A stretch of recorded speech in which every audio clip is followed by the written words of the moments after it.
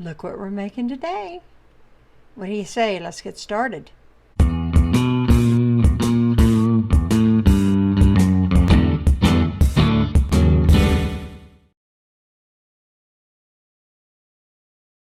Hey everybody, it's me, Hetty, and I'm starting this dish off. I have two on the small side of medium onions that I cut into thin strips, and I'm going to just saute them off. And when I do that, I'll come back for the next step. Alrighty, I just added in my bell pepper, and now we're going to go a little longer, and the last thing I'll add before I take it up is going to be my garlic. But I'm not quite ready for that. I'll bring you back. I took up the bell pepper and onion. They're perfect, and y'all know I use my oven roasted garlic for this. Sometimes I under roast them on purpose, and then I can freeze them and pull them out like I need to for recipes. So I'm going to have about 4 cloves of garlic in this recipe. If you were using fresh garlic and not my oven roasted garlic, you would want to, clean it up and get your cloves and slice them thin or mince. It doesn't matter.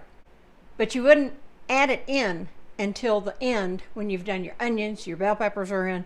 Then you'd add your garlic and go for a few minutes. And then you could take it up. It doesn't have to be exactly done because you got to cook your chicken next and you're going to add everything back in. All right, so clearing that up. I have 2 chicken breasts that I've just cubed into good bite-sized pieces. I have, I guess the fire would help. I purposely have this leftover grease in the pan from the bell peppers and onions, so it's flavored beautifully. I love it when I can do this. Every once in a while I have to put just another dollop of oil, but we're going to try this first. So in it goes, and obviously I'm just going to cook this till it's ready, and then we'll go to the next step. My chicken is almost done. In fact, it probably is done. I'm adding in a tablespoon and a half of curry powder. I've also added about almost a tablespoon of curry in my rice that's going on the stove on the other side, which awkward for me to reach over now. You know what rice looks like cooking? I hope. All right, so then I'm just going to toss this around. And remember, my onions and bell peppers still have, they probably have some grease with them still, and they do. Perfect. Perfecto. And I used half butter, and I didn't use much. I think I used a tablespoon and a half of butter if I'm not making a mess. And, a couple of teaspoons of oil. And it's been more than plenty. I've not had to use anything else. See, look at that. Now, here's what we're going to do.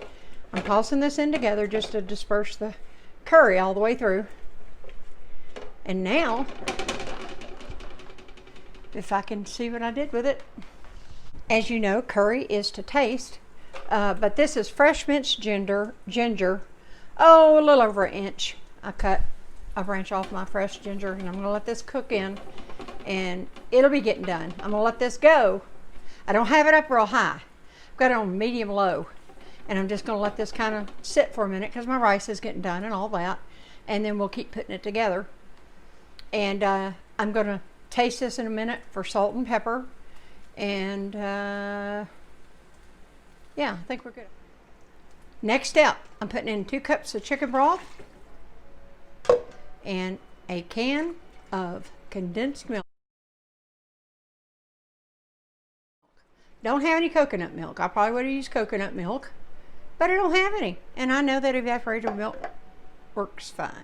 I'm going to give this a good stir. I'm going to keep it just simmering, like on a medium simmer, so all these flavors can meld. Waiting on the rice to get done. I think it'll be done pretty quick here, and then we'll put it all together. I'm going to let it simmer for about 10 minutes though. Next goes in, this is about a teaspoon of salt, about 3/4 of a teaspoon of black pepper. And this is some of my oven baked. I underdid it this time till it was just done but not roasted. And then I just simply minced it up. That's about 6 cloves worth. And it's going to simmer in here because remember, it's already done. There's no, like I said earlier, if you're using raw, you'd mince it up or slice it thin and then put it in with your onions and bell peppers. At the end though, not the beginning. You don't want bitter, ruined food because you put your garlic. I've seen even chefs, I don't know. I've done it before and it just doesn't taste right. So add your garlic when you're sauteing. You add your garlic at the very end when you're about to add all your other ingredients. Okay, update, my rice is almost done. And we're still just simmering here. And then I'll bring it all together. I'm going to taste it for spices again. Sometimes I add a little more curry, sometimes I add a little more salt, sometimes I add a little more pepper. So everything's simmering nicely. Just going to give it a little stir here. I'll be checking on it. I'm not leaving the kitchen. I'm actually shooting another video at the same time. And you'll see that either before this one or the very next one. I think you're going to love it. It's going to be great for cold winter mornings when you're late and in a hurry. Okay, so that's it. There's the update. I'll bring you back. Okay, as you can see, we're still simmering. And I also have about 4 cups of cooked rice right here. So, I made a little more because sometimes I'll go ahead and add it more. And if you're on a budget, like I told y'all, I just used 2 chicken breasts cut up into bite-sized pieces, 1 bell pepper, and 2 on the small side of medium onions. If it would have been a large side, I would have gone with just 1. Then the curry powder, salt and pepper, and all that good stuff. So this is awkward and heavy for me. So I'm going to put this in the pan off camera and then I'll bring you right back.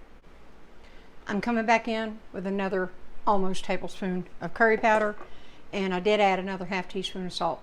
It's perfect. Remember, I did add in also another 1.5 cups of rice. It's budget friendly. It's so good. I'm going to give this a stir, and when I come back, I'll have you a plate made. P.S. I will have optional ingredients down below. Now, having said that, if I would have had any curry paste, I would have added in some paste. But I did not have any curry paste, so I'm going with what I have. It's excellent. I have already tasted it, and it is good.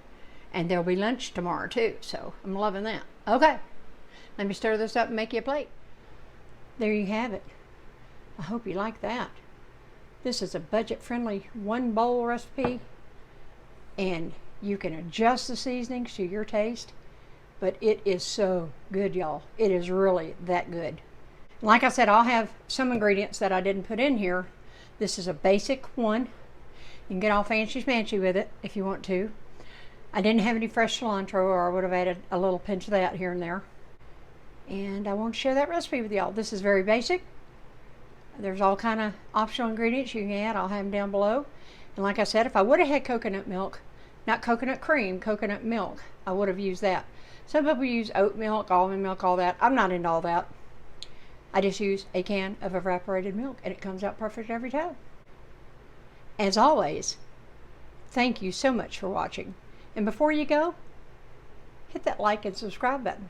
And I'll see y'all in the next video. Bye.